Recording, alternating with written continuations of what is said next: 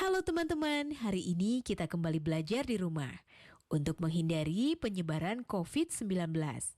Hari ini kita akan menyimak pelajaran matematika mengenai statistika nilai rata-rata. Kita simak bersama yuk. Teman-teman, kali ini kita akan belajar mengenai statistika, yaitu ukuran pemusatan data. Sebelumnya, kamu sudah belajar mengenai cara menyajikan data dalam bentuk diagram. Sekarang kita akan berhitung mengenai pemusatan data, ukuran pemusatan data. Ukuran pemusatan data ada membahas mengenai 3 hal, yaitu rata-rata, median, dan modus. Nah, kali ini kita akan membahas rata-rata dulu. Kalau dalam bentuk rumus seperti ini, bacanya X bar, sama dengan sigma XI, I-nya dari 1 sampai dengan N, dibagi dengan N. Nah, membacanya bagaimana? Membaca sederhananya seperti ini, warna yang kuning ini. Rata-rata sama dengan jumlah nilai data dibagi banyaknya data. Jadi saya ulang lagi, bahwa rata-rata adalah simbolnya adalah X bar, X bar sama dengan jumlah nilai data itu adalah sigma XI dari 1 sampai N, sigma XI jumlah nilai data dibagi dengan banyaknya data. Nah, maksudnya apa? Rata-rata sama dengan jumlah nilai data dibagi dengan banyaknya data. Kita lihat contohnya. Perhatikan di bawah ini adalah data nilai matematika dari 10 siswa. 6, 7, 7, 7, 8, 8, 9, 9, dan 10. Nah, kita akan mengisi data-data di bawah ini. Banyaknya data atau N. Sudah kita hitung bahwa banyaknya data ada 10. Saya tulis di sini 10. Kemudian jumlah nilai data, jumlah nilai data sigma XI, sigma XI jumlah nilai data. Maksudnya apa? Kita akan menjumlah nilai data yang ada. Kita jumlah 6 ditambah 6 ditambah 7 ditambah 7 ditambah 7 ditambah 8 ditambah 8 ditambah 9 ditambah 9 ditambah 10. Jumlah nilai datanya 6 tambah 6 12, 12 tambah 7 19, 19 ditambah 7 26, 26 ditambah 7 33, 33 ditambah 8 41, 41 tambah 8 49, 49 ditambah 9 adalah 58, 58 ditambah 9 adalah 67, ditambah 10 77. Jadi bisa dilihat bahwa banyaknya data ada 10 dan jumlah nilai data adalah 77. Berapakah rata-ratanya? Karena rata-rata adalah perbandingan atau membagi sigma XI dibagi dengan banyaknya data. Kita lihat sini, sigma atau jumlah nilainya ada 77 dibagi dengan banyaknya data 10. Jadi rata-rata nilai matematika 10 siswa itu adalah 7,7 begitu. Jadi yang harus kamu ingat adalah rata-rata merupakan jumlah dari nilai datanya dibagi dengan banyaknya data. Sekarang bisa kita lihat lagi, coba perhatikan yang ini dari rumusan ini, X bar sama dengan sigma XI per N, Sekarang kita lihat, ini bisa dibalik rumusannya, saya tulis pakai warna biru, Untuk mencari sigma XI, mencari jumlah dari nilai data, kamu bisa mengalihkan antara rata-rata dengan banyaknya data. Sekarang perhatikan soal, Rata-rata nilai IPA dari 4 orang siswa adalah 72. Berarti N-nya sama dengan 4. Kemudian X barnya adalah 72. Rata-ratanya 72. Kemudian ada tambahan nilai 1 siswa lagi yang baru masuk sehingga rata-rata seluruhnya menjadi 74,6. Nah, di sini ada kondisi yang baru, yaitu ada siswa lagi yang masuk. Jadi N-nya sekarang berubah menjadi 5. Kemudian rata-ratanya berubah menjadi 74,6. Yang ditanya adalah berapa nilai IPA siswa yang baru masuk tersebut. Nah, berarti kita perhatikan nih, ya. Kita punya data kondisi yang pertama, jumlah siswanya 4 adalah seperti ini, yang kedua seperti ini. Nah, sekarang untuk ini kita bisa mencari sigma XI-nya, ya. Kita kalikan 4, kita kalikan dengan 72 sama dengan 288. Di sini juga satu lagi kita bisa mencari nilai XI. Sigma XI-nya atau jumlah nilainya 5 kita kalikan dengan 74,6 sama dengan 30, 23, 35, 373. Nah, perhatikan ini jumlah nilai sebelum satu orang itu masuk. Ini jumlah nilai setelah satu orang masuk. Berarti selisih keduanya merupakan nilai IPA dari siswa yang baru masuk. Berarti nilai IPA-nya, nilai IPA siswa, nilai IPA-nya berarti 373 kita kurangkan dengan 288. 13 kurang 8, 5, 6 kurang 8, 16 kurang 8, 8. 2 kurang 2, 0, jadi 85. Ini adalah nilai si IPA dari siswa yang baru masuk dan baru ditambahkan tadi.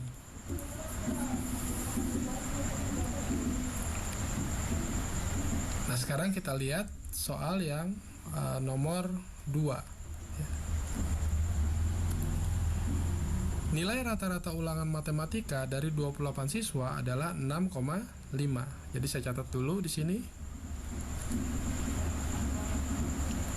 N-nya 28, rata-ratanya adalah 6,5. Kemudian jika digabungkan dengan 4 siswa yang nilai rata-ratanya 7,3, maka nilai rata-rata gabungan ada berapa? Nah, ini sekarang kita lihat ada 4 orang siswa, N-nya 4, rata-ratanya 7,3.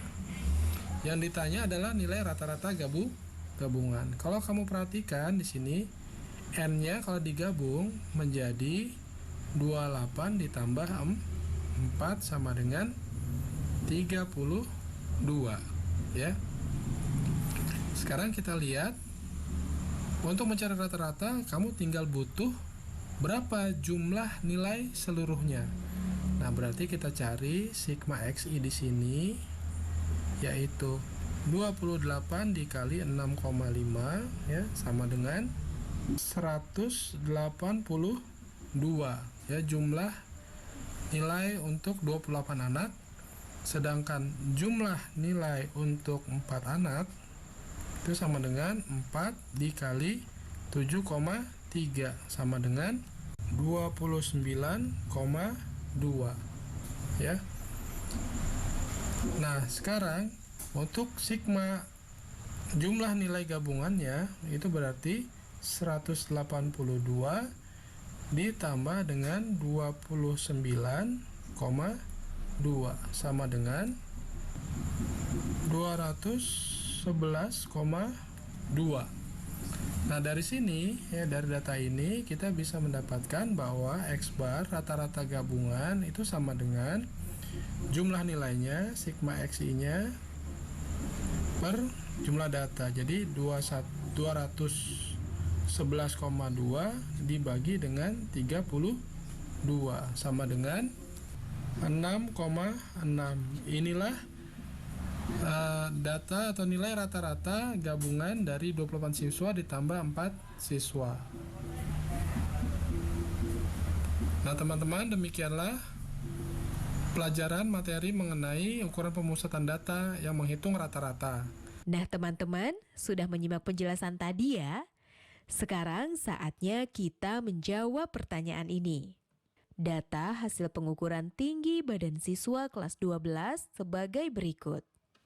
165 cm 167 cm, 167 cm, 168 cm, 169 cm, 169 cm, 170 cm, 172 cm, 175 cm. Berdasarkan data tersebut, dikatakan bahwa terdapat lebih dari 2 siswa yang memiliki tinggi badan di atas tinggi rata-rata siswa di kelas. Jelaskan pendapatmu tentang pernyataan tersebut.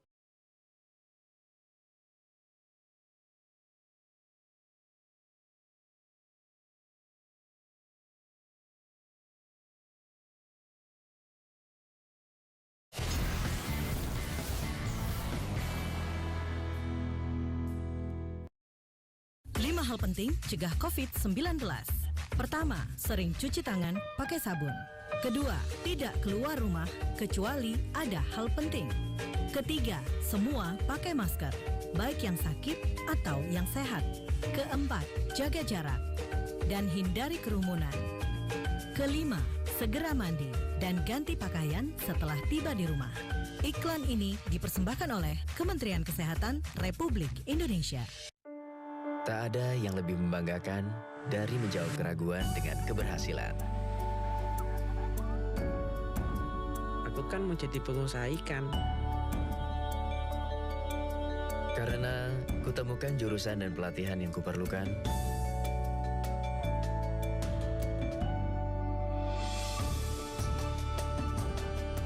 SMK, langkah awal sebuah keberhasilan. Jangan lupa ya, luangkan waktu untuk membaca. Nah, cegah membaca apa, Dek? Ini, Kak. Menanam.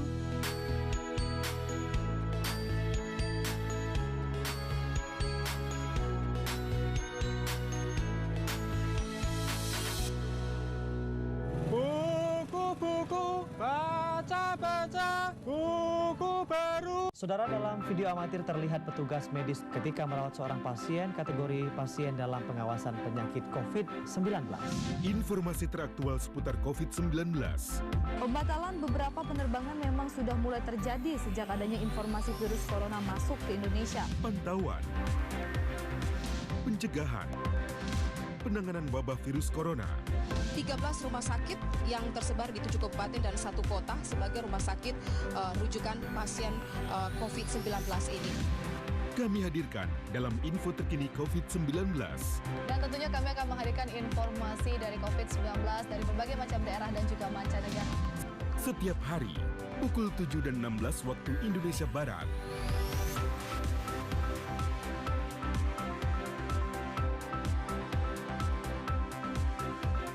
TVRI, media pemersatu bangsa.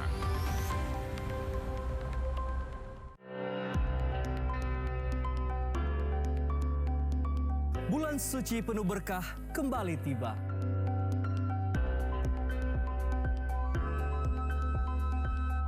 Waktu yang tepat menyucikan diri dari segala dosa.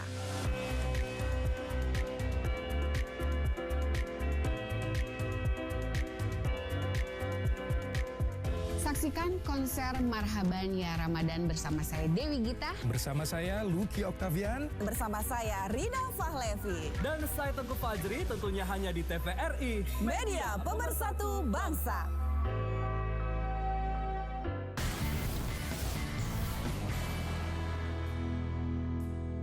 Tadi kita sudah belajar mengenai nilai rata-rata dalam statistika.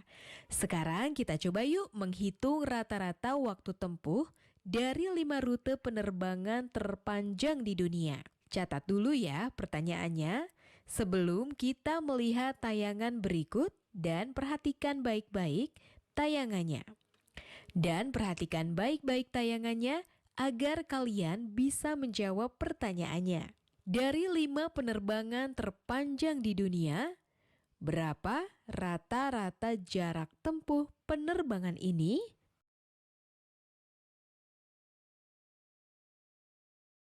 Setiap hari di seluruh dunia ada lebih dari 100.000 pesawat yang terbang dari satu kota ke kota lain. Mayoritas dari 100.000 penerbangan tersebut adalah penerbangan domestik yang melayani rute lokal di setiap negara. Dari 100.000 penerbangan, beberapa di antaranya merupakan penerbangan non-stop, dengan jarak tempuh yang sangat jauh dan durasi penerbangan yang cukup panjang. Saat ini, setidaknya ada 30 rute penerbangan non-stop terjadwal, yang membutuhkan waktu tempuh lebih dari 15 jam, dengan jarak tempuh berkisar antara 12 hingga 14.000 km. Namun, pada video kali ini, kita hanya akan membahas 5 penerbangan yang terpanjang. Kita mulai dari nomor 5, yaitu penerbangan dari Johannesburg, yang dikenal sebagai kota terbesar di Afrika Selatan, menuju ke Atlanta, yang merupakan ibu kota negara bagian Georgia di Amerika Serikat. Rute yang dilayani oleh Delta Airlines dengan nomor penerbangan DL201 ini memiliki jarak tempuh 13.581 km dengan durasi penerbangan 16 jam 50 menit. Rute penerbangan terpanjang berikutnya adalah rute dari San Francisco menuju ke Singapura. San Francisco terletak di negara bagian California, Amerika Serikat. Sementara Singapura, seperti yang kita ketahui, letaknya hanya bersebelahan dengan Indonesia. Rute ini dilayani oleh 2 penerbangan, yaitu Singapore Airlines Flight SQ31 dan United Airlines Flight UA1, dengan jarak tempuh 13.539 km. Dan waktu tempuhnya berkisar antara 16 jam 20 menit hingga 17 jam 15 menit. Pada urutan ketiga adalah rute penerbangan dari Dallas, Texas, ke Sydney, Australia. Rute ini dilayani oleh Qantas dengan nomor penerbangan QF8 yang menempuh jarak sejauh 13.804 km dan terbang selama 16 jam 50 menit. Urutan kedua ditempati oleh Emirates yang mengoperasikan penerbangan nomor EK449 dari Auckland, Australia menuju ke Dubai, Uni Emirat Arab. Setelah take off dari Auckland, flight EK449 membutuhkan waktu kurang lebih 17 jam 25 menit dan menempuh jarak 14.200 km sebelum akhirnya tiba di Dubai. Urutan pertama adalah penerbangan yang sama-sama berasal dari Auckland, namun dengan tujuan akhir di Doha.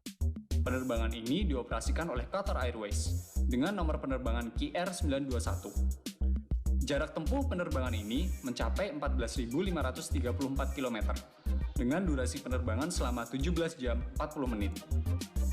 Nah, kalau kalian perhatikan, semua penerbangan yang mendapat predikat sebagai penerbangan terjauh dan terlama merupakan penerbangan yang arah terbangnya dari timur ke barat.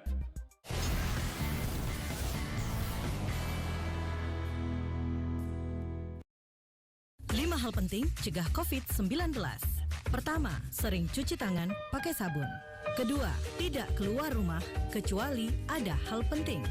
Ketiga, semua pakai masker, baik yang sakit atau yang sehat. Keempat, jaga jarak dan hindari kerumunan. Kelima, segera mandi dan ganti pakaian setelah tiba di rumah. Iklan ini dipersembahkan oleh Kementerian Kesehatan Republik Indonesia. Belajar dari rumah sangat menyenangkan. Iya ya, asik banget. Belajar dari Rumah, sebuah program yang memperluas akses belajar melalui televisi dan untuk seluruh jenjang pendidikan, mulai PAUD hingga pendidikan menengah. Ada pula siaran kebudayaan untuk semua dan pengasuhan anak bagi orang tua dan guru. Saksikan Belajar dari Rumah hanya di TVRI, Senin sampai dengan Jumat, mulai 13 April 2020, mulai pukul 8 waktu Indonesia Barat. Tonton sajian program pembelajaran dan kebudayaan yang bermanfaat, seperti pesan Menteri Pendidikan dan Kebudayaan Republik Indonesia, Bapak Nadiem Makarim berikut ini. Kementerian Pendidikan dan Kebudayaan terus mendukung pembelajaran jarak jauh dan memajukan budaya Indonesia di masa pandemi corona. Saksikan program Belajar dari Rumah untuk semua jenjang pendidikan, guru dan orang tua hanya di TVRI. Marilah kita bersama-sama belajar dari rumah. Informasi ini dipersembahkan oleh Kementerian Pendidikan dan Kebudayaan Republik Indonesia.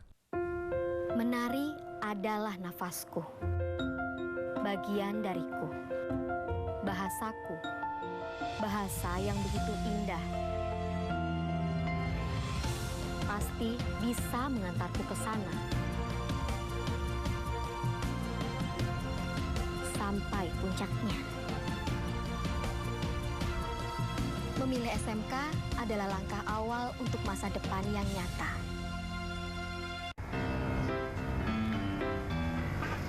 Rumah Belajar merupakan aplikasi yang luar biasa di saat pandemi COVID-19 sekarang ini. Pembelajaran online melalui Rumah Belajar bisa menjadi pilihan terbaik bagi anak-anak bangsa. Sahabat edukasi, dapat mengunduh aplikasi Rumah Belajar melalui Play Store dan kalian juga bisa berkunjung ke web belajarkemendikbud.go.id. Banyak fitur yang bermanfaat yang bisa menemani sahabat edukasi dimanapun berada untuk belajar dan menggali ilmu pengetahuan. Selamat belajar dan tetap semangat.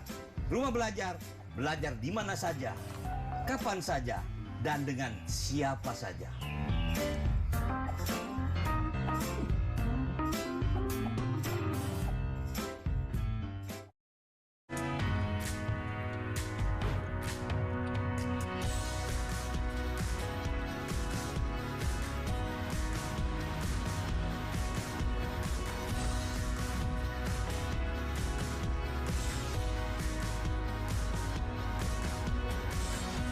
Informasi aktual paling terkini, tersaji lengkap dan segar untuk disaksikan.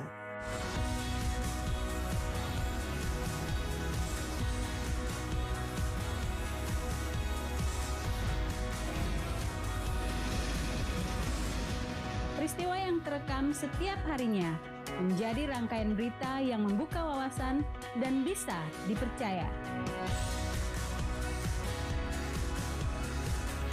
Pastikan Anda tidak melewatkan Indonesia Siang. Setiap hari pukul 12 waktu Indonesia Barat.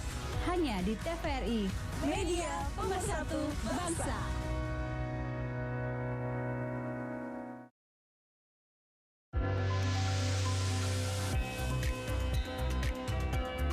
Kebudayaan menjadi simbol kemajuan suatu bangsa.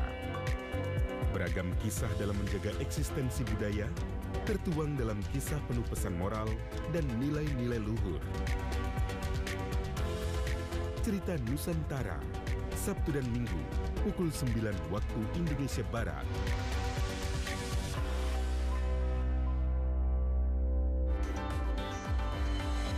TVRI, Media Pemersatu Bangsa.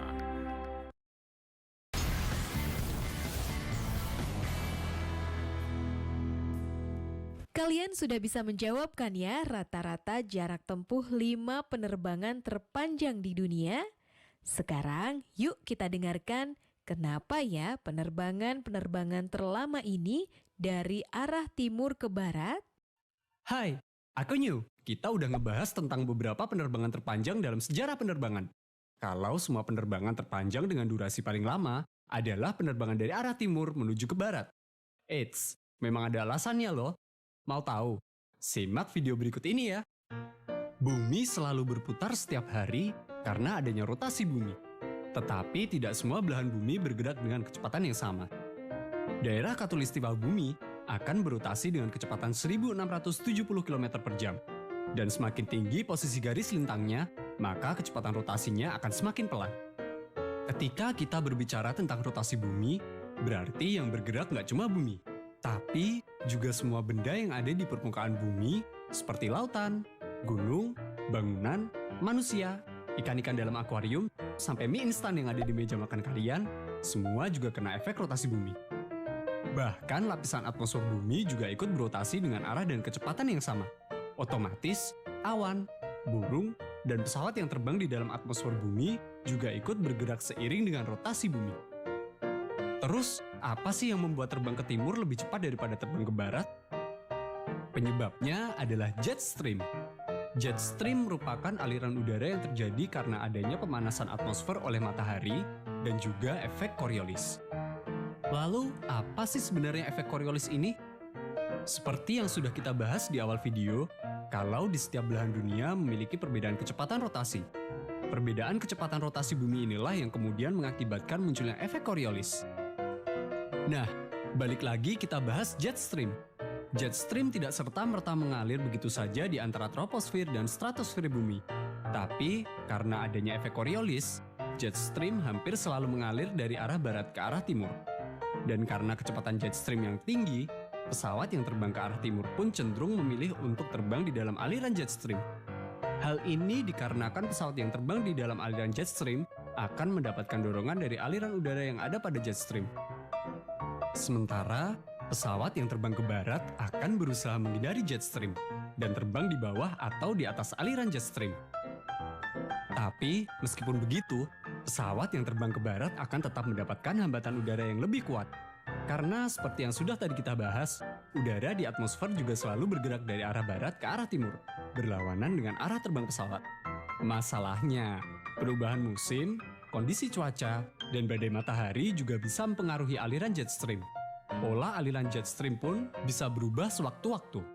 Sehingga, waktu penerbangan untuk rute yang sama pun terkadang bisa berbeda-beda. Sekarang udah tahu kan kenapa penerbangan yang arahnya ke barat durasinya berbeda dengan penerbangan yang terbang ke arah timur? Sekarang tetap belajar dari rumah ya teman-teman. Jaga jarak, rajin cuci tangan, dan pakai masker agar kita mencegah penyebaran COVID-19. Sampai jumpa.